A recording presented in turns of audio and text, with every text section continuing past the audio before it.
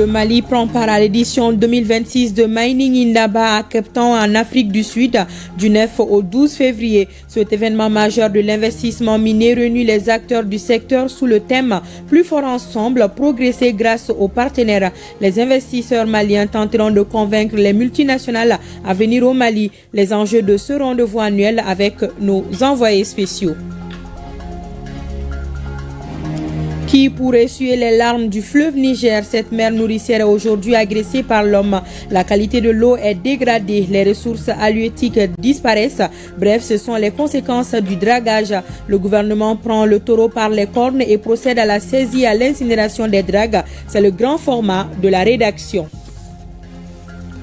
L'argent fait-il le bonheur? Sur la question, les avis sont divers. Cette monnaie a une fonction économique et sociale. Pour certains, l'argent ne rachète ni l'amour, ni la santé, ni la paix intérieure, encore moins la dignité. Par contre, d'autres pensent le contraire. Sur la question, nous sommes allés à la rencontre des hommes de culture, sociologues et les citoyens lambda. Ce soir, nous allons à la découverte de la 10e région administrative du Mali. L'opérationnalisation de cette région a permis l'installation des services techniques de l'État. Les services sociaux de base fonctionnent normalement. Le gouverneur invite l'ensemble des acteurs à plus d'engagement pour le désenclavement de Ménaka. Vous servir est un réel plaisir. Merci pour votre fidélité à la grande édition de 20h sur ORTM1. Bonsoir à toutes et à tous. Le Mali prend part à l'édition 2026 de Mining Indaba, le grand rendez-vous annuel du secteur minier africain prévu du 9 au 12 février à Cape Town en Afrique du Sud. Il est organisé depuis plus de 3 décennies, l'un des forats miniers les plus influents au monde. L'événement réunit gouvernement, compagnies minières, investisseurs et communautés locales autour des enjeux stratégiques, des défis et des perspectives de l'industrie extractive sur le continent. Une plateforme de dialogue et de partenariat à laquelle le Mali participe à travers une délégation conduite par Sounsuru Damele, secrétaire général du ministère des Mines. Les enjeux de cette édition avec nos envoyés spéciaux à Cape Town en Afrique du Sud, Garibou Pérou et Djeli Marandiabati. Après des années d'absence, le Mali signe son grand retour à Cape Town à l'occasion de Mining Indaba, le plus grand rendez-vous mondial de l'industrie extractive. Une scène stratégique où de ce lundi à jeudi, investisseurs internationaux, institutions financières et décideurs du secteur minier africain et mondial croisent leurs visions et leurs ambitions. À Cape Town, le Mali ne vient pas en simple observateur. Il revient avec une voix claire, souveraine et résolument ambitieuse, celle d'un pays engagé dans la construction d'un nouveau partenariat minier fondé sur la performance économique, l'équité et la durabilité. Une orientation pleinement assumée, inscrite dans la dynamique de refondation du secteur, amorcée avec l'adoption du Code minier en 2023 et de la loi sur le contenu local dans les secteurs miniers. À la tête de la délégation malienne, Sounsuru Ndambele, secrétaire général du ministère des Mines, portera la voix du Mali.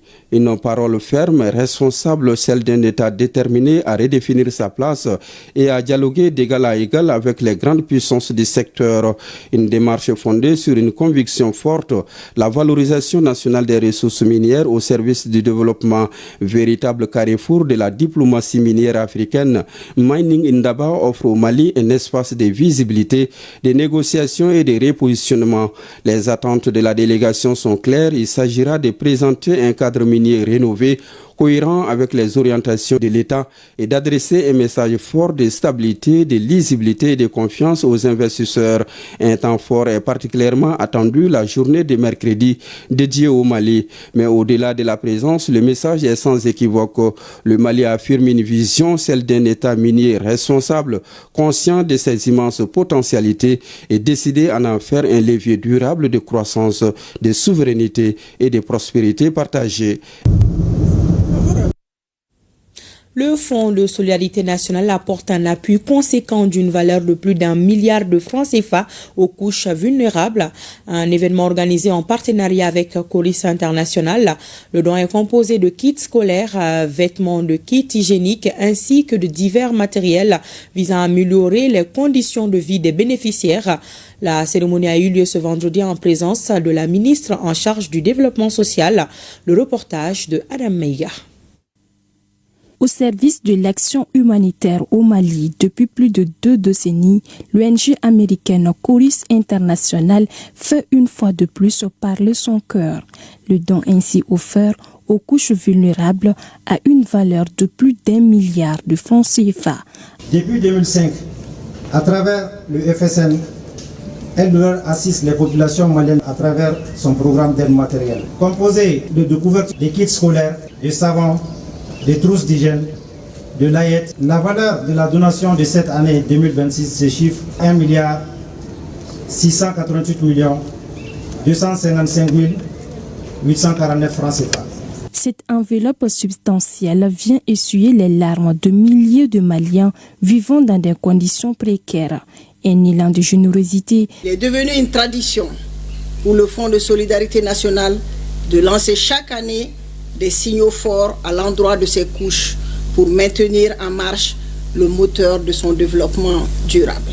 Depuis sa création, le Fonds de la solidarité nationale a fait du renforcement de la solidarité l'un des axes prioritaires de ses interventions en faveur de ces groupes cibles composés de personnes démunies, d'enfants en situation difficile, de personnes en situation de handicap, de populations des localités enclavées et de personnes déplacées ou victimes de catastrophes naturelles.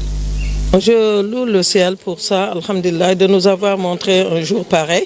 Alhamdulillah, on les remercie du fond du cœur. Au nom de tous les récipiendaires, je dis merci. Merci au département de la santé et de la solidarité. Plus qu'un don, cet élan de solidarité témoigne l'importance de l'entraide pour redonner espoir aux communautés les plus vulnérables. Le ministre de l'Industrie et du Commerce était ce week-end à Ségou. Après le lancement de la campagne sucrière, Moussa Alassane Diallo a visité la Comatex. L'usine tourne à plein régime malgré quelques difficultés liées à la vetusté de certains équipements. Le ministre a félicité les travailleurs pour leur engagement. Pour lui, l'industrialisation de la base productive de notre économie n'est pas une urgence, mais une nécessité. Le reportage de Honoré Chenou et de Karamoro Traori. Cette visite du ministre de l'Industrie et du Commerce Moussa Alassane Diallo à la Comatex SA vise à contrôler les actes stratégiques de la vision du chef de l'État concernant le secteur de l'industrie. Une vision qui fait de l'industrie une des bases de l'économie malienne. Moussa Alassane Diallo a visité les différentes installations de l'usine en pleine activité. Je dois rappeler que le président national chef de l'État, le général Damé Assimi Goïta, a fait de la transformation de la production agricole, notamment du coton, un axe stratégique pour la souveraineté économique du Mali. L'industrialisation de la base productive de notre économie n'est pas une urgence, mais c'est une exigence. Parce que c'est à travers l'industrialisation que nous allons avoir une capacité de production, mais aussi créer des emplois, créer de la richesse et assurer un développement et une croissance économique inclusive et participative. Je dois dire aujourd'hui que ce que nous avons vu ce matin est très réconfortant.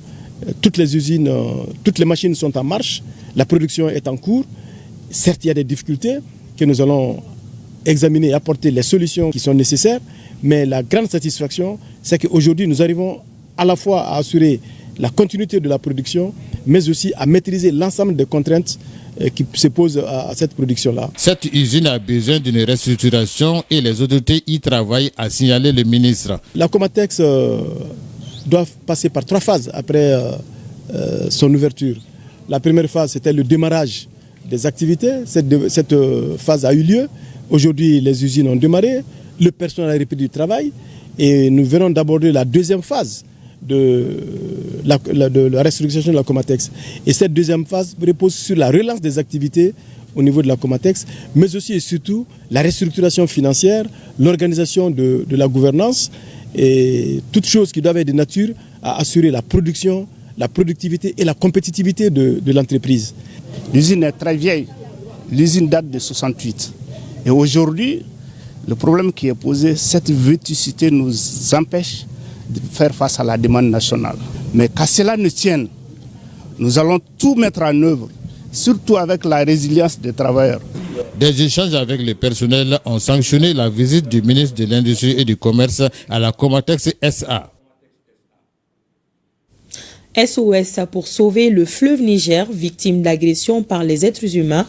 Pollution, dragage, la ruée vers l'or. Chaque jour, l'homme grignote un peu plus de ce patrimoine commun. À Ngabakoro-Droit, comme sur d'autres berges du Djoliba, la menace est bien réelle entre survie économique et destruction environnementale. Le fleuve paie le prix fort. Face à l'urgence, l'État sort de sa réserve et engage une riposte sans précédent. Dans ce grand format, immersion au cœur d'un combat justifié, celui de la préservation du fleuve Niger. Le dossier est signé Bokari Koulibaly.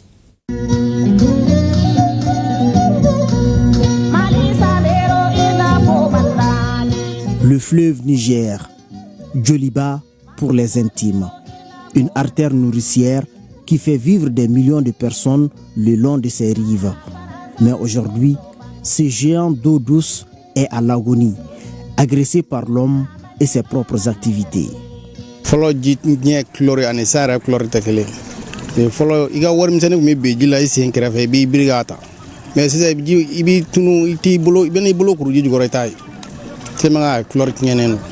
sisan kɔni ji man a bɛ yɔrɔ mun na sisan a man a bɛ nɔgɔlen don an waati mun na salanko an nana yan ji kɔni jɛlen pasi maa si t'a kɔnɔ misiw b'a min dɔrɔn an b'a sigi ka taa n'a ye kuru kɔnɔ.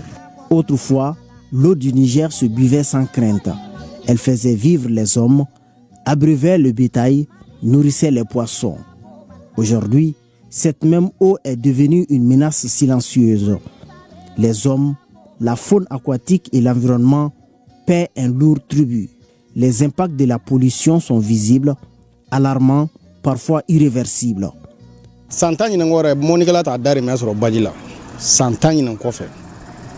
Parce que quand dame n'anga jega la ne kono fendo ba jila ko mabulu gruni lube anga jamana blabi ne yanka de ngula ka moya kulukuro ya fene mabbe ya anga bare bla kata fo koron fla ra jega ka tay jega do ruti abli fe ji gibe ka kien sugo fin rabi na fo ne segara buri bon fene ma ka fari kien kuma ta jega ma kuma mbalo ni fenro de la nyona moni konte na ya ko sisa e bibi furwa kurkura bi wuli efi salango kon ne ya laje ne ya ko 5 kilin kurkuru wuli ne fe kamino do ne ma do jila tu ne ka bidon fili ni ji ne ko ni mine ne vita pompela. En cause, l'action de l'homme, le dragage du fleuve et l'utilisation de produits toxiques pour l'extraction de l'or. Ici, sur les berges du fleuve Niger, en Ngabakoro-Droit, dans la région de Koulikoro, le décor parle de lui-même.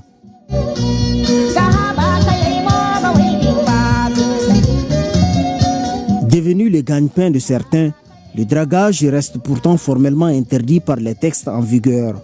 Malgré les campagnes de sensibilisation, malgré les mises en garde, les ennemis du fleuve poursuivent leurs activités destructrices. Une course effrénée vers l'or au détriment de la vie. Face à cette menace grandissante, l'État décide de prendre le taureau par les cornes.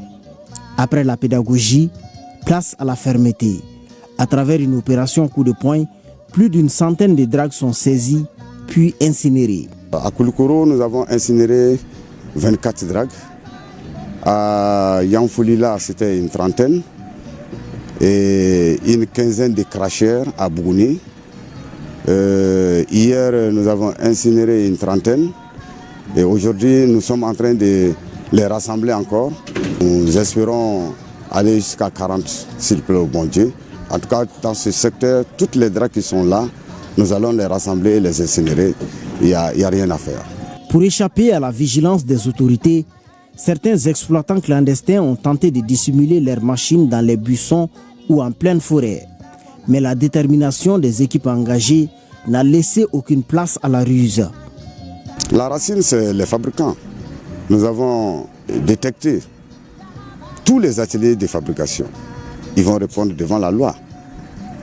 Et ceux qui seront enlevés du fleuve seront incinérés, seront brûlés. Cette action saluée sur le terrain conforte les autorités locales et la jeunesse de Ngabakoro.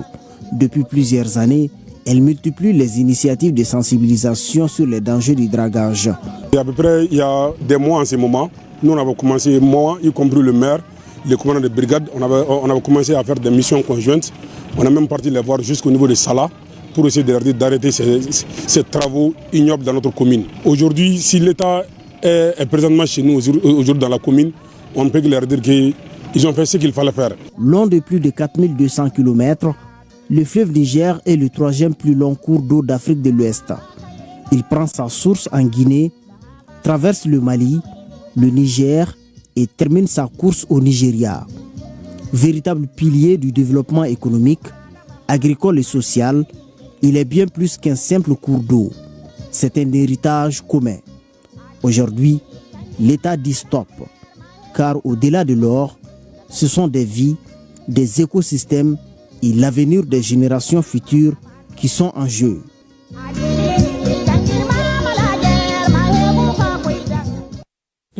Un héritage commun à préserver à tout prix et chacun à son niveau doit se sentir gendarme pour la sauvegarde de cette mère nourricière. L'argent procure la joie, le bonheur impose le respect, mais l'argent peut-il réellement tout donner? La réponse est certainement non.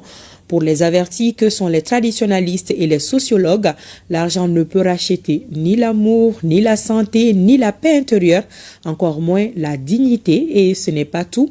Face à certaines situations, le milliardaire devient impuissant. Sur la question, les avis sont divers. Je vous invite à suivre le reportage de Draman Sanougou. Dans les sociétés modernes, l'argent semble capable d'ouvrir toutes les portes. Acheter le silence, accélérer les rêves et même parfois redéfinir les valeurs. Mais derrière ce pouvoir presque magique, une question persiste. Peut-il vraiment tout donner ou laisse-t-il toujours un vide que ni billets, ni chiffres ne seront comblés? L'argent ne peut tout acheter, ni la dignité, ni la loyauté. Certains en possèdent beaucoup, mais peinent pourtant à trouver le sommeil. Chez les jeunes, les avis se heurtent et se croisent. Pour certains, l'argent est la clé du monde. Tandis que pour d'autres, il ne saurait acheter ni le bonheur ni la dignité. L'argent est un bien-être pour l'humanité. C'est pour se servir et servir les autres dans la vie. Il y a des gens qui sont milliardaires au Mali, mais qui sont malades. Mais l'argent ne peut pas guérir leur maladie.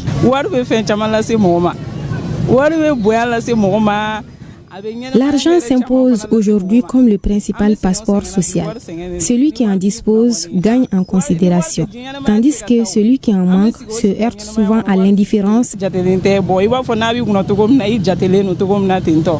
L'argent, simple papier en apparence, peut vite devenir maître de celui qui croit le posséder. Il humilie son propriétaire. Étranger sans attache ni loyauté, il sème souvent les troubles plutôt que la paix.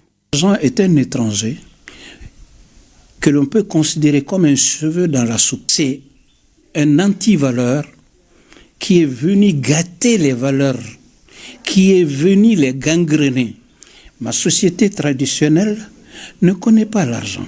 L'argent, c'est un moyen. Et ce moyen-là, c'est juste pour un dépannage. Et il ne peut pas tout avoir. Vraiment, il peut t'aider à tout perdre. C'est pourquoi Zulkarnaini al-Askandari, qu'on appelle Alexandre le Grand, à sa mort, il a dit de le faire transporter, de faire sortir ses deux bras ballants de la maison au cimetière. Et dans ses mémoires, on lui a demandé quelle est la signification. C'est pour dire qu'il est venu au monde sans rien et il est en train de repartir sans rien. Donc la puissance, le pouvoir et toute la fortune qu'il a amassée, c'est pour un instant passager. La vie.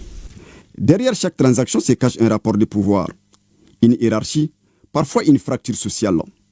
Un champ d'analyse que les sociologues connaissent bien. Alors l'argent ne peut pas tout donner, mais malheureusement aujourd'hui l'argent est devenu comme le principal critère d'appréciation de la force, de la solidarité. On pense qu'il faut dépenser de l'argent pour signifier sa solidarité lors des événements sociaux. L'argent est devenu aussi un élément de négociation de statut social.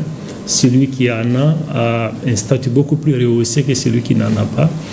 Alors, il ne donne pas tout, mais alors il s'est imposé comme principal critère d'appréciation des échelles de valeur. L'argent permet d'assouvir matériellement un certain nombre de besoins, mais il n'assouvit pas tout.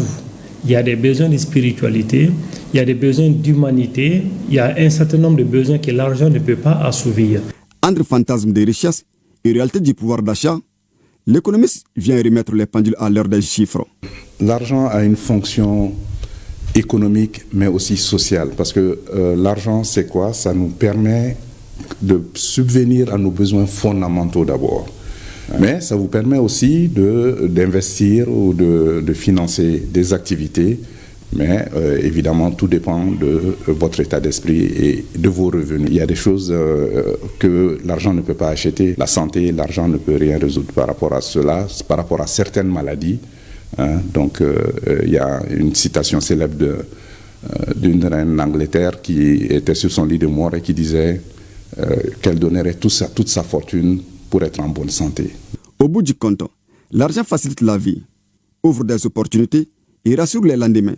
Mais il échoue encore à acheter l'essentiel, la paix du cœur, la dignité et le sens que chacun donne à son existence. Tout à fait. En conclusion, la richesse n'est pas suffisante pour atteindre le bien-être personnel. Le chef d'état-major général adjoint des armées est à Kayes. Le général de brigade Jean-Élisée Dao a échangé avec la hiérarchie militaire sur la situation sécuritaire au niveau de la région. Le général Dao a félicité les troupes pour le travail qu'elles mènent au quotidien pour la stabilité de la région. De nouvelles mesures sont envisagées pour plus d'efficacité. Pour plus de détails, je vous invite à écouter le colonel-major Mamadou B. Traoré de l'état-major général des armées. Il est interrogé par Kansoutou Kanouti. Nous avons commencé à travailler en mettant en place un poste de commandement tactique qui sera commandé par le colonel-major Karim, qui va, avec l'appui du chef d'état-major général adjoint des armées et de son équipe de planificateurs, réfléchir sur des opérations à mener dans ce secteur pour assurer encore la libre circulation des personnes et des biens. Le PC tactique est un poste de commandement tactique mis en place rapidement pour appuyer la zone à mener des opérations. Donc ce PC tactique sera là, toujours appuyé par des éléments qui vont venir en renfort et ils sont déjà là pour aider la zone dans le cadre des missions de planification et de conduite des opérations dans le secteur. Le moral des hommes est très bon et les hommes continuent à être déterminés, à continuer à se battre pour ce pays-là et pour assurer la sécurité du Mali et la libre circulation des personnes et des biens. À l'intention de la population de Kayes, le message que l'état-major général des armées donne toujours, c'est un message de paix, d'apaisement, de confiance. Nous serons toujours là pour assurer notre travail régalien qui est d'assurer la sécurité des populations et des biens. L'état-major général des armées informe l'opinion nationale que dans le cadre de la surveillance du territoire du 7 février 2026, un groupe armé terroriste a été pris, en filature jusqu'à une zone boisée à l'ouest de Ségou où il a essayé de se camoufler.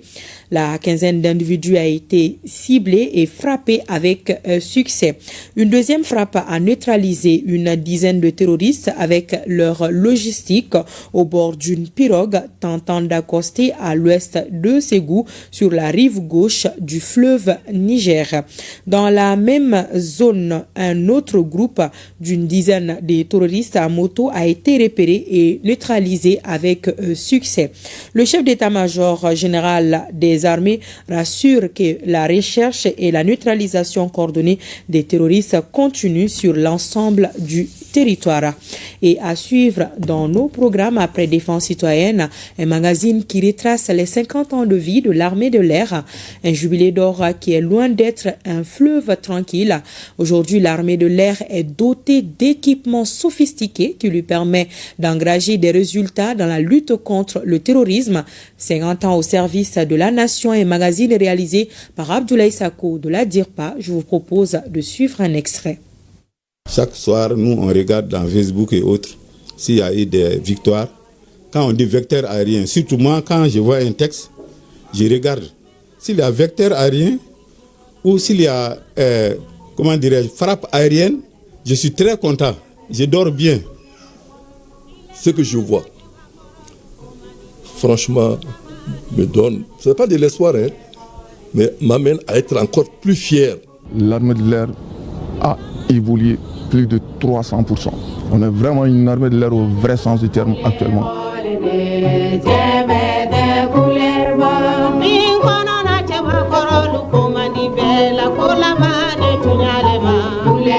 En d'autres temps, on voulait que ça soit comme ça. Mais comme on dit, la volonté politique n'y était pas. L'armée de l'air est une arme du futur, dont l'évolution suit toujours son chemin. Nous n'avons pas connu les drones. Aujourd'hui, nous avons les drones. J'avoue que nous sommes sur la très très très bonne voie. Nous avons une force redoutable qui est prête à surmonter les menaces d'aujourd'hui et se prépare à faire face aux menaces de demain.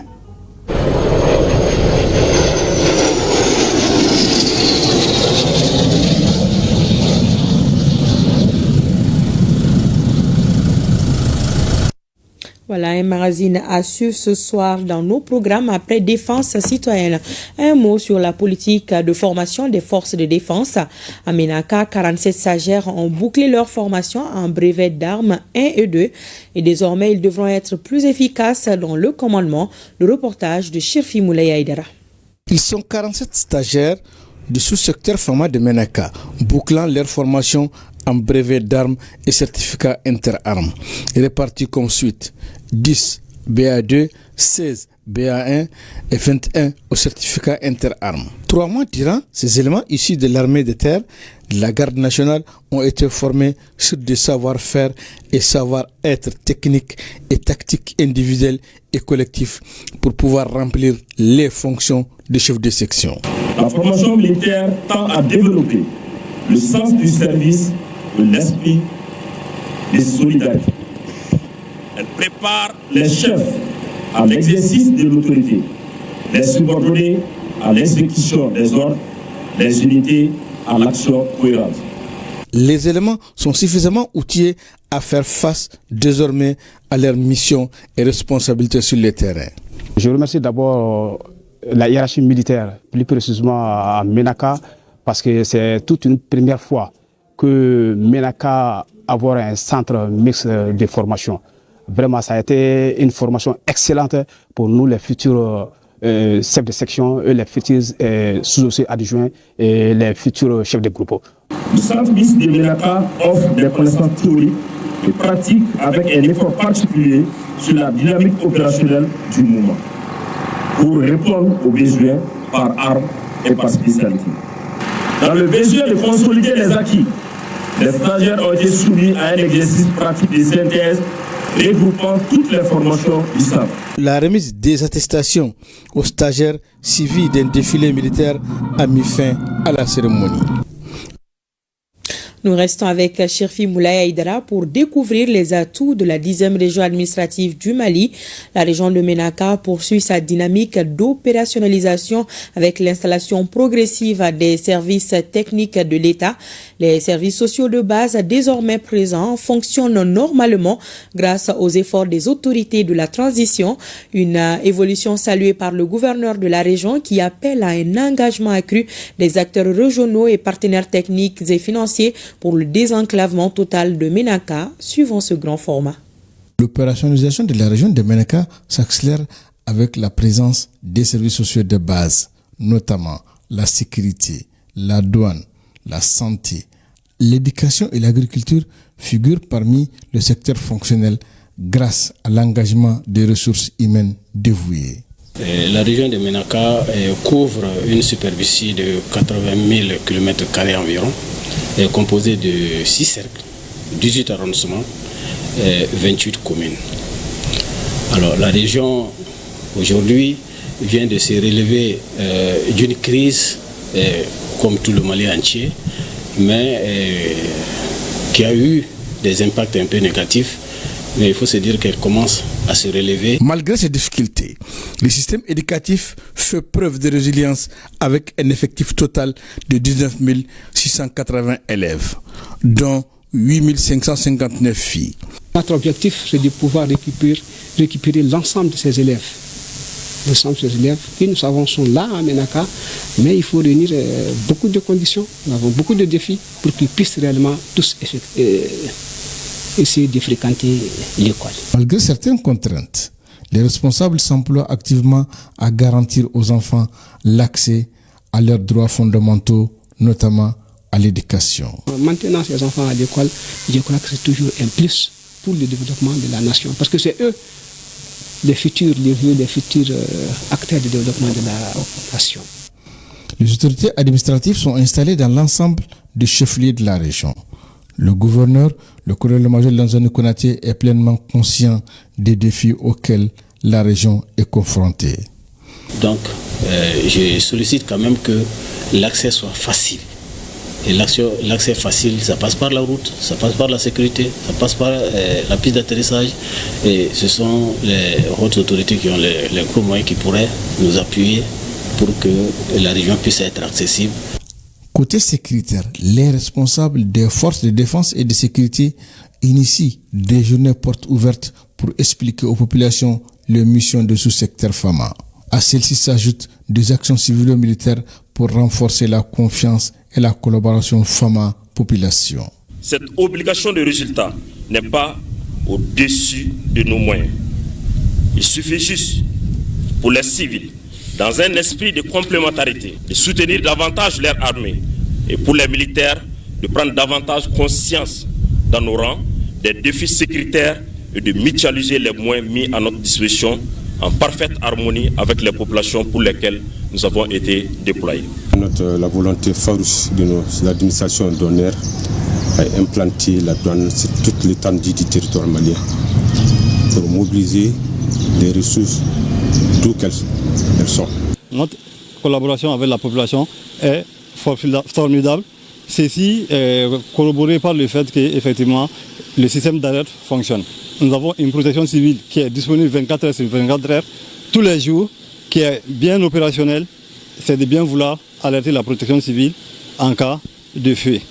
Le DDRI constitue un outil stratégique pour instaurer la confiance, renforcer la sécurité communautaire et ouvrir des perspectives nouvelles. Aujourd'hui, l'un des défis majeurs demeure l'enclavement de la région. Malgré les difficultés, les autorités et les acteurs de la société civile conjuguent leurs efforts pour le bien-être des populations.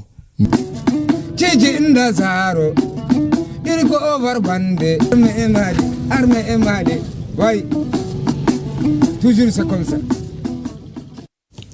Nous restons dans la partie septentrionale du pays. À Tombouctou, le quartier d'Abaradjou perpétue une tradition séculaire au cœur de l'identité locale, le Tindéber, célébré chaque année au 14e ou 15e jour précédant le mois de Ramadan. Cet événement socio-culturel commémore le retour du prophète Seydina Bilal après sa captivité.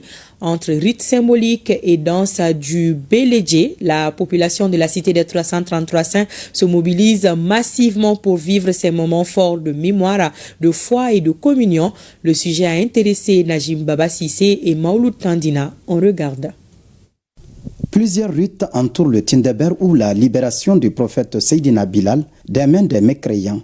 Les femmes du quartier à Baradjou, à Tombouctou, appuyées par les différentes communautés, préparent de la pâte de crème à base de mil qu'elle distribue pour les familles et à quelques personnalités de la ville, signe d'alerte de l'événement.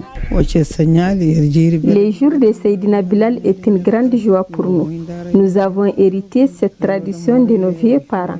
Nous la perpétuons aussi. Pendant toute la journée, nous sommes entre nous, voisins et les gens venus des autres quartiers. Nous préparons la crème, nous mangeons ensemble dans la joie. 3 grandes familles sont connues pour la sauvegarde de ce précieux héritage, à la fois culturel et culturel. Les familles de Beidali Boku, des Béré et des Inné, où l'atmosphère est joviale.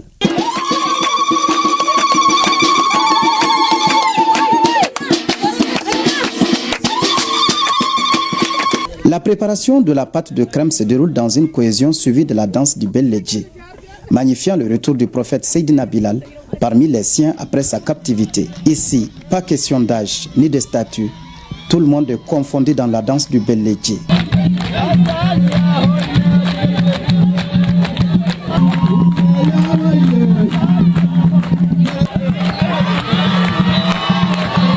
La célébration du Tindéber se situe entre le 14e et 15e jour avant le début du mois de Ramadan. La population de Tombouctou dans son ensemble vit ces instants. Ce Tindéber là est organisé à la veille du Ramadan. parce que c'est le seul événement que les quartiers même à Baradiou conservent actuellement. Après cette manifestation-là, vraiment on est en rupture des autres manifestations, parce que vraiment c'est le mois béni qui va s'annoncer. Donc ça reste gravé dans les mémoires des gens. Vraiment c'est une grande chose. Si les jeunes savent d'où ils viennent, ils vont savoir d'où ils partent. C'est une très bonne chose. On est très heureux, on est prêt à accompagner à cette initiative. Dans chacune de ces familles se trouve une matriarche se distinguant par son foulard appelé kambouche, signe de respect et de leadership. Ce n'est pas toute femme qui peut porter le kambouche. Donc c'est après la ménopause. Le kambouche est un signe de sagesse. C'est pour montrer que cette femme, elle n'est pas n'importe qui. Les femmes constituent un maillon essentiel du Tindeber. Nous les femmes, vraiment, on a une participation particulière. Il faut reconnaître qu'à la veille, on fait d'abord une préparation de la crème d'abord. Donc le lendemain, on fait ce Tindeber. Convaincus que l'événement est un pan important de la culture de Tombouctou, les autorités communales s'engagent à maintenir sa célébration en promettant d'y ajouter leur touche. Ici, je prends l'engagement et la certitude que les prochaines éditions seront co-organisées avec la commune urbaine de Tombouctou.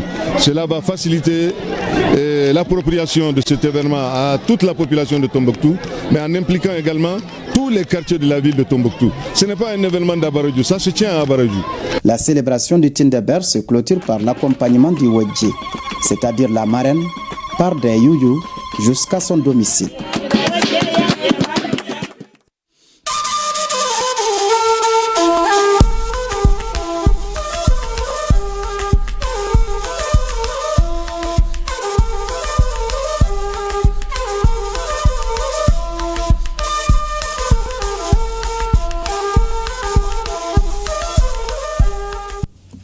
L'actualité dans les autres pays de l'AES nous conduit au Burkina Faso avec cette visite du Premier ministre Rim Talba Jean-Emmanuel Ouédraogo au Tchad. Le chef du gouvernement participe à la 6e édition du Festival international des cultures sahariennes que la ville d'Amdjaras abrite. Aux côtés du Premier ministre burkinabé, le ministre en charge de la culture Mamou Dafé, le FISCA 2026 se veut avant tout un cadre de brassage, de partage et de promotion de la coopération sahélo-saharienne. On fait le point avec Amadou Marcel Théo de la RTB. Amdjaras, à plus de 1000 km de N'Djamena, en République du Tchad. Le Premier ministre Rim Talba Jean-Emmanuel Ouédraogo, à la tête d'une délégation burkinabé, se tient aux côtés des autorités tchadiennes et d'autres gouvernants pour célébrer la culture du Sahara à la faveur du Festival international de la culture saharienne d'Amdjaras. Organisé au cœur du Sahara, le FICSA se tient pendant une semaine. Une semaine de danse et musique traditionnelle, du théâtre en plein air, des parades caravanières, des courses de dromadaires. Et au-delà, le renforcement de la cohésion sociale. Peuple du Sahara, peuple du Tchad, chers festivaliers, nous faisons aujourd'hui un choix de fraternité. La solidarité entre les peuples du Sahara contre la division. Le partage contre l'isolement, la rencontre contre la méfiance. Des pays invités venus d'Europe, d'Asie, d'Amérique et d'Afrique, la présence du Burkina Faso à la 6e édition du Festival international de la culture saharienne d'Amdjaras revêt un caractère très symbolique selon le chef du gouvernement burkinabé. Le ministre en charge de la culture burkinabé de rappeler les liens historiques, culturels et aujourd'hui la situation géopolitique entre le Burkina Faso et le Tchad. Les relations qu'entretiennent le Burkina Faso et la République du Tchad sont empreintes d'une fraternité, d'une amitié et d'une solidarité exemplaire inspirée par la convergence de vues et de leadership de son Excellence le Marshal Mahamat Idriss Déby Itno, président de la République du Tchad, et du camarade président du Faso, le capitaine Ibrahim Traoré. Cadre d'exposition artisanale et de dégustation gastronomique valorisant les savoir-faire locaux, ce festival traduit surtout la vitalité des cultures sahariennes et leur capacité à rendre résilients les peuples. Le Niger s'apprête à organiser un événement culturel important. Il s'agit de la 9e édition du festival Donkin Iska dans Filengue. Pour la bonne tenue, le ministre nigérien en charge de la culture a échangé hier avec la commission d'organisation et les ressortissants des Filengue résidents ou de passage à Niamey. L'événement est prévu du 13 au 15 février 2026 à Filengue. Le reportage de Nafissa Badamassi et Souleymane Wali. Connu de tous, le festival Donkin Iska en Filengue est un événement d'envergure nationale qui fait la promotion du cheval, de la paix et de la cohésion sociale. Il se tient chaque 2 ans dans le département de Filengue. À une semaine de ce grand événement, le ministre de la Jeunesse, des Sports et de la Culture a tenu à rencontrer les ressortissants de Filengue résidents ou de passage à Niamey. L'objectif de cette rencontre était de recueillir vos contributions, des orientations, mais aussi toutes les remarques qu'on pourra faire pour que cet événement, la 9e édition du festival Donkin Iska, se tienne dans les meilleures conditions. Présent à cette rencontre, le chef de canton de Koufei a pour sa part attiré l'attention des participants sur l'implication de tous pour la réussite de cette 9e édition du festival Donkin Iska en Filengue. Je voudrais que toutes les filles et tous les fils du canton de Koufei et du département des cantons de Tandekania et Diamant de se mobiliser comme un seul homme pour que ce festival national, le premier du genre, soit mémorable. La rencontre a permis aux participants de poser des questions ou encore d'apporter des suggestions. Des questions auxquelles le ministre Sidi Mohamed Al-Mahamoud et la présidente du comité national d'organisation ont apporté des réponses claires et précises à la grande satisfaction des participants.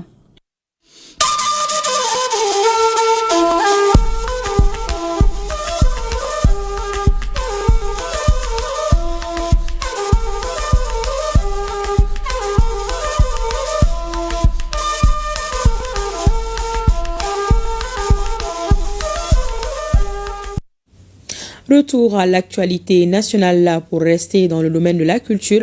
À Ségou, ancien ministre, expert, homme de culture, tous se sont retrouvés à Ségou à la faveur du colloque international initié chaque année par le réseau Corée. Le thème retenu pour l'édition 2026 est Renaissance culturelle et souveraineté. Le reportage de Kandé Silla et Bakari Traori. Cadre d'échange entre acteurs culturels, chercheurs, universitaires et autres experts, le colloque international de Ségou est une initiative conjointe de l'Institut Corée des Arts et Métiers et du groupe Corée Arts et Culture. Le thème de cette édition est la renaissance culturelle et souveraineté. De nos jours, il y a une reconnaissance de cette renaissance culturelle comme socle de la souveraineté et pour promouvoir nos langues nationales, nos traditions, mais aussi nos valeurs sociétales du Maya.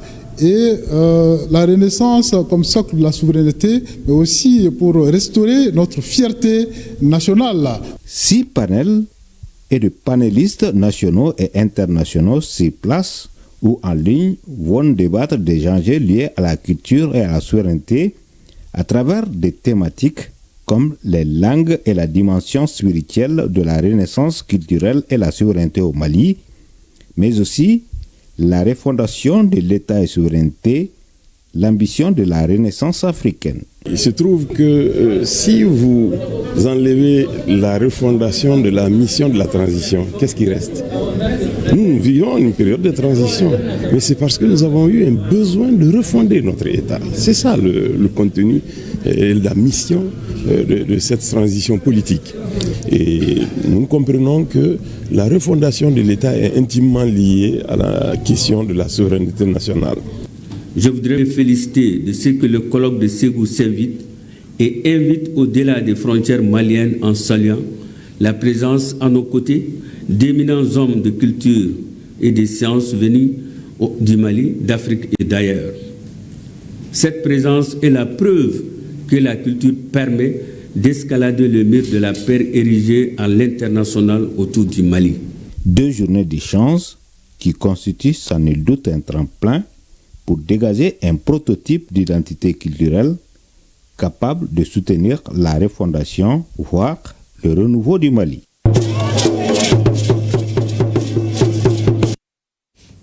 Lancement ce mardi à Soutoukoulé, dans la région de Kaye, du projet Chifiunga Barassira. La première cohorte bénéficiera de formations en production de plants pour la gomme arabique et l'énergie photovoltaïque. Le projet est financé par l'Union européenne et mis en œuvre par l'UXDEV.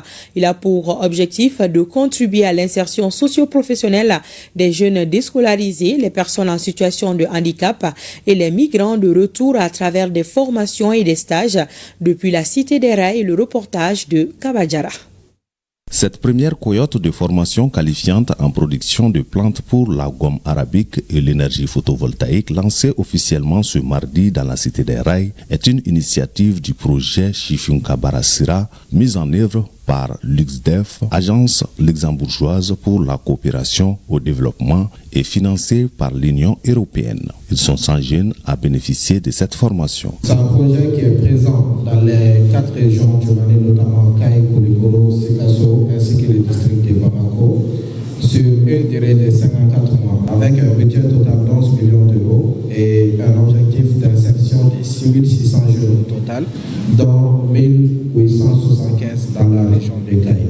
Nous avons travaillé avec les eaux forêts pour voir dans quelle mesure les jeunes qui vont choisir la filière gomme arabique, on pourrait aménager des sites dans la forêt classée en faisant des forages pour qu'ils puissent réaliser leurs activités de façon convenable et durable. Pour le président du conseil régional, la gomme arabique et l'énergie photovoltaïque offrent des opportunités structurantes pour la région. Le conseil régional entend jouer pleinement son rôle de chef de file du développement régional en facilitant la coordination entre acteurs, en contribuant à l'orientation stratégique des dispositifs et en veillant à l'intégration des dimensions genre, inclusion et durabilité environnementale.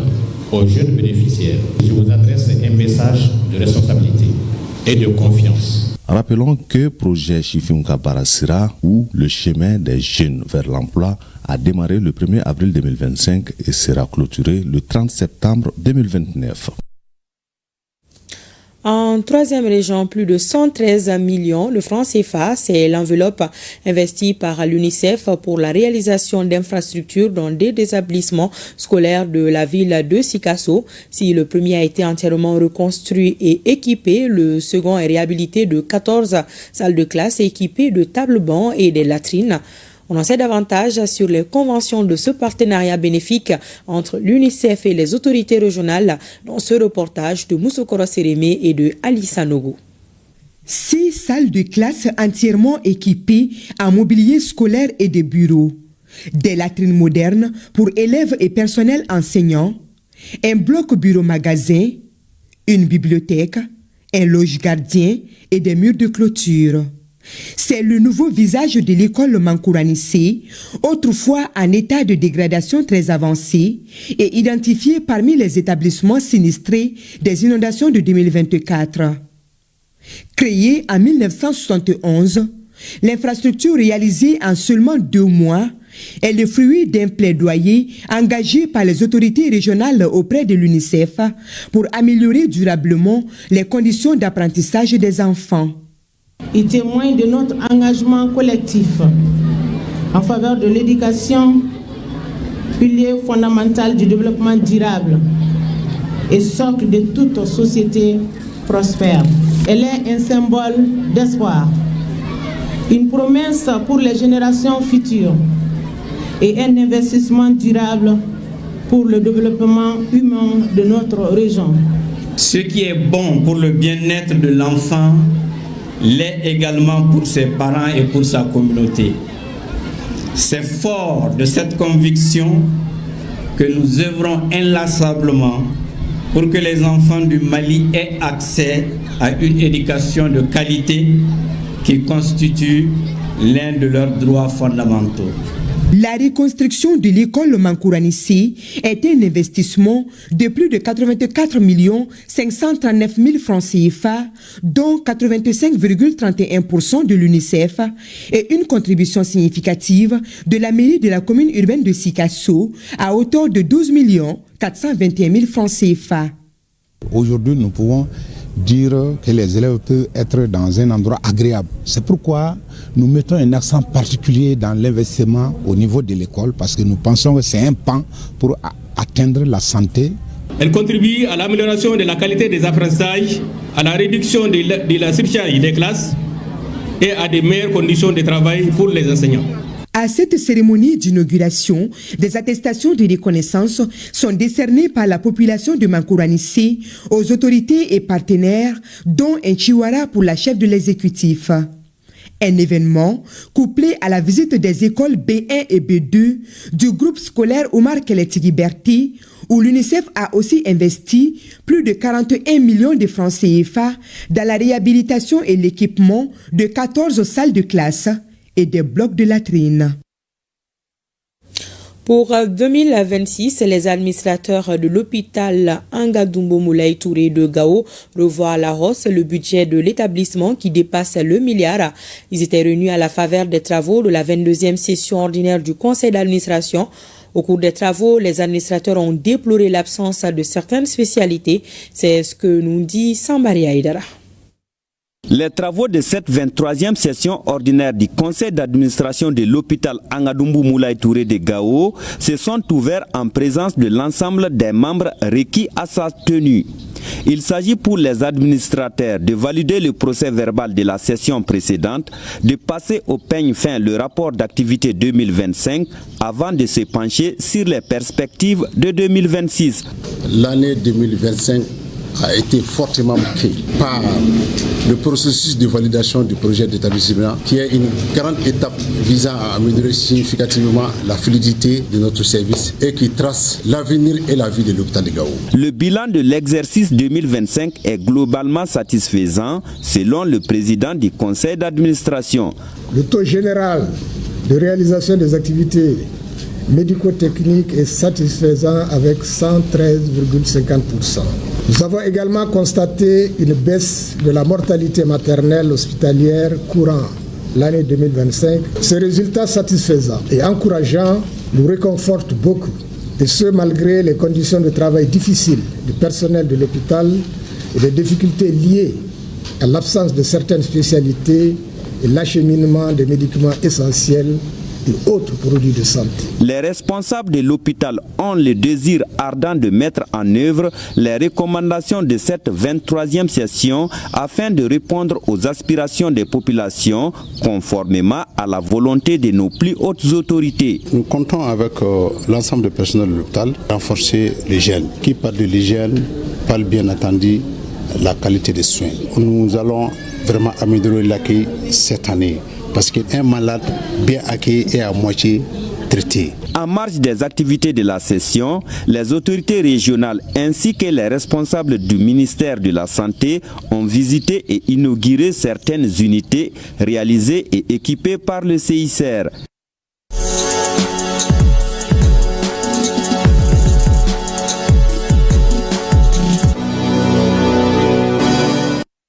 Et c'est l'heure du sport dans cette édition. Nous venons de recevoir Siragatou. Bonsoir Siragatou. Bonsoir Awadit Makamara.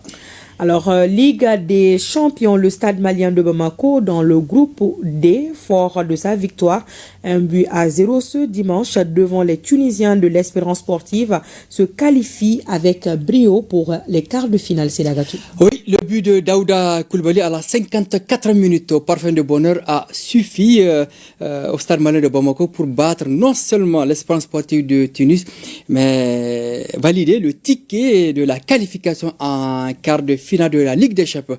C'est un exploit historique pour le Stade malien de Bamako et le football malien au niveau des clubs. Avec 11 points, le Stade malien de Bamako va terminer premier du groupe D, quelle que soit l'issue de la 6e et dernière journée le week-end prochain. On écoute respectivement les entraîneurs du Stade malien de Bamako, Moril Messak Njoya et Maher Kenza de l'Espérance sportive de Tunis au micro d'Ari Dumatina et Sidi Modibo Dembélé. La victoire n'a pas été facile. Nous avons dû puiser au plus profond de nos tripes pour obtenir ce but. Et ma foi, qui nous permet de terminer premier de notre poule et ainsi éviter d'être associés à la nuit de longs couteaux que se livreront Espérance de Tunis et Petro Atlético samedi prochain. Tout d'abord, félicitations au Stade malien pour la qualification. Ils ont mérité amplement leur victoire.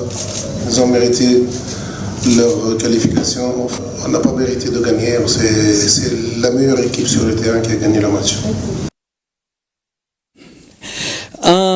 Dans l'autre match du groupe, hier, Petro Atlético de Luanda et Simba SC de la Tanzanie ont fait match nul. Un but partout. L'Espérance et Petro ont 6 points chacune. Alors, Coupe de la Confédération, le Djoliba AC tentera de sauver l'honneur en ce moment face à l'Olympique Club, sa fille du Maroc, dans le groupe A. Oui, on joue les arrêts de jeu du temps réglementaire et Club Olympique Club Safi du Maroc mène 2-1 face au Djoliba AC. Un événement dans ce match, Hawa Ditma Kamara. Le Djoliba a marqué son premier but dans cette compétition à la 14e minute de jeu par Aboubakar Traoré dit senior sur penalty. Le Djoliba AC, 1 point en 5 journées, faut-il le rappeler, est éliminé de cette Coupe de la Confédération. Quel que soit le scénario du match, Djoliba AC San Pedro de la Côte d'Ivoire, ici à Bamako, le 15 février prochain, marquant la 6e et dernière journée. Alors, symposium sur la CAN 2025. Le directeur technique national de la FEMAFOOT évalue le parcours des aigles avec ses collègues techniciens. Des pistes de solutions ont été proposées. Le bilan des aigles du Mali à la CAN 2025 au Maroc a été dressé par la direction technique nationale de la FEMAFOOT, pilotée par Ousmane Guindo. De la discussion jaillit la lumière. Les techniciens maliens ont apporté leur contribution. Le compte rendu de ce symposium avec Famouri Dioté. Pendant près de 3 heures d'échanges intenses, 37 techniciens maliens ont passé au crible le parcours des aigles du Mali à la Coupe d'Afrique des Nations 2025 disputée au Maroc. Ils ont surtout analysé et proposé des solutions pour un avenir plus ambitieux du football malien. Ce symposium, c'est technique. Nous allons parler uniquement de ce qui nous concerne, nous, en tant que techniciens. Durant les travaux, les techniciens ont analysé plusieurs aspects: les choix tactiques, la gestion de l'effectif, la préparation mentale, l'utilisation des joueurs clés, ainsi que la lecture des matchs dans les moments décisifs. Parmi les recommandations majeures figure la volonté affirmée des entraîneurs locaux de se voir confier la direction technique de l'équipe nationale A. Le constat général issu de ce symposium est clair. Le parcours des aigles du Mali à la CAN 2025 a été jugé mitigé. Les 2 objectifs fixés dans le contrat du sélectionneur Tom Saint-Fit n'ont pas été atteints, à savoir accéder au dernier carré de la CAN 2025 et qualifier le Mali à la Coupe du Monde 2026. Ce symposium marque ainsi une étape importante, celle d'une réflexion collective pour tirer les leçons du passé, corriger les insuffisances et préparer les aigles plus ambitieux avec en ligne de mire les prochaines échéances continentales. À l'issue de la rencontre, l'ensemble des propositions et recommandations seront consignées dans un document officiel qui sera disponible à la direction technique nationale de la Fédération malienne de football. Ce rapport pourrait servir de feuille de route pour les futures orientations techniques du football malien. Actualité oblige, le match Olympique Club Safi du Maroc. Djoliba AC s'est achevé il y a quelques secondes de cela avec la défaite du Djoliba AC 2-1 en terre marocaine. Bon courage aux Rouges. Fin hier au stade du 26 mars du championnat national la saison 2024-2025 de la Fédération malienne de tennis de table. 4 finales de belle facture étaient au programme. La saison 2024-2025 de la Fédération malienne de tennis de table s'achève ainsi en beauté, nous dit le président Abdoulaye Sidibé. Ça a été une des meilleures années de tennis de table parce que j'ai dit qu'il y a eu beaucoup de participation il y a eu plus de matchs, plus d'une centaine de matchs qu'on a fait du matin jusqu'à maintenant et encore les niveaux étaient bien serrés. Donc c'est pour dire qu'ils commencent à se rapprocher. On a vu tout de suite le champion sortant qui a failli perdre parce qu'il a gagné à 2-7-1 et troisième set 11 9 contre un jeune qui a 15 ans et le champion sortant a 22 ans. Il faut voir déjà l'écart. Bon, si on essaye de voir ça, je sais qu'il y a l'espoir, quoi. Les passionnés des chevaux se sont donné rendez-vous au champ hippique de Bamako pour le Grand Prix de la grande course hippique de Bamako. Et au finish, le cheval général Sadio Camara se classe premier de la course. Oui, en grande forme, avalant les distances, compétition après compétition, le cheval général Sadio Camara a remporté cet après-midi en finesse le Grand Prix de la grande course hippique. Abdul Karim Kaba nous fait le point. Le cheval général Sadio Camara gagne le Grand Prix de la grande course hippique de Bamako. Les autres places sont remportées par Banene, Liberté, AS Bakaridia et Super Auto 2 complètent le quintet gagnant. La course du Grand Prix chez les Cracks a duré 3 minutes 24 secondes sur une distance de 2400 mètres. J'ai été impressionné par les jeunes qui étaient là, qui sont là contents. Voilà, vraiment c'est quelque chose de bien. Tout ce que je peux dire, c'est encourager Bossi pour que ça ne soit pas la dernière fois. Ce Grand Prix, à l'occasion de la 16e journée au niveau de la Ligue de hippisme et des sports équestres du district de Bamako, a mis sur piste environ 100 chevaux en cette course. Je suis très heureux d'être là, au nom de Monsieur le ministre de la Jeunesse et du Sport, chargé de l'instruction civique et de la construction citoyenne. J'avoue que c'est un événement sportif à la hauteur. Je salue tous les vainqueurs qui ont pu mouiller le maillot pour avoir des différents mérites. Et ensuite, les sponsors aussi, je les salue, les organisateurs, tous ceux qui ont contribué de loin de près pour la réussite de cet événement. Chaque rayon hippique à l'hippodrome de Bamako est une fête avec les amoureux du cheval, d'où leur mobilisation. Le Grand Prix de la grande course hippique de Bamako est organisé par la Ligue des districts de Bamako en collaboration avec Bonsi et Vert. Merci bien, Sélagatou Sissé, pour toutes ces précisions. Je vous en prie. Alors, merci à vous qui nous suivez de toutes parts également. C'est la fin de cette édition. Pensée spéciale à nos femmes. Bonsoir.